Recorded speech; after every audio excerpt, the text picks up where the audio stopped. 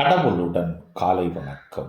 புனித லூக்கா எழுதிய நற்செய்தி 10ஆம் அதிகாரம் 1 முதல் 8 வரை உள்ள இறைவார்த்தைகள்.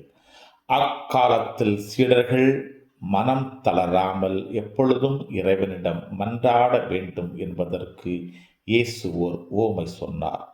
ஒரு நகரில் நடுவர் ஒருவர் இருந்தார். அவர் கடவுளுக்கு அஞ்சி நடப்பதில்லை, மக்களையும் மதிப்பதில்லை. அந்நகரில் கைம்பெண் ஒருவர் இருந்தார். அவர் நடுவரிடம் போய் என் எதிரியை தண்டித்து எனக்கு நீதி வழங்கும் என்று கேட்டுக்கொண்டிருந்தார். நடுவரோ நெடுங்காலமாய் எதுவும் செய்ய விரும்பவில்லை. பின்பு அவர், நான் கடவுளுக்கு அஞ்சுவதில்லை, மக்களையும் மதிப்பதில்லை என்றாலும் இக்கைம்பெண் எனக்கு தொல்லை கொடுத்து கொண்டிருப்பதால் நான் இவருக்கு நீதி வழங்குவேன். இல்லையானால் இவர் என் உயிரை வாங்கிக் கொண்டே இருப்பார் என்று தமக்குள்ளே சொல்லிக் கொண்டார்.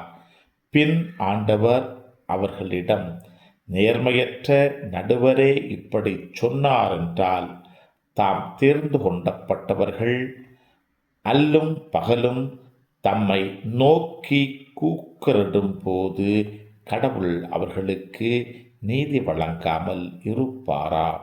அவர்களுக்கு துணை செய்ய காலம் தாழ்த்துவாரா?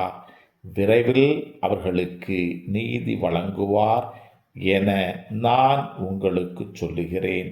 ஆயினும் மானிட மகன் வரும்போது மண்ணுலகில் நம்பிக்கை காண்பாரோ என்றார். கிறிஸ்துவின் நற்செய்தி. இந்த நாள் இனிய நாளாக அமைய வாழ்த்துக்கள். பல பல பல புதுமைகள், பெருமைகள், இனிமைகள் இறங்கிய நல்ல நாள், ஒரு நல்ல நாள், நம் தேவன் தந்த நாள். இது நல்ல நாள், ஒரு நல்ல நாள், நம் தேவன் தந்த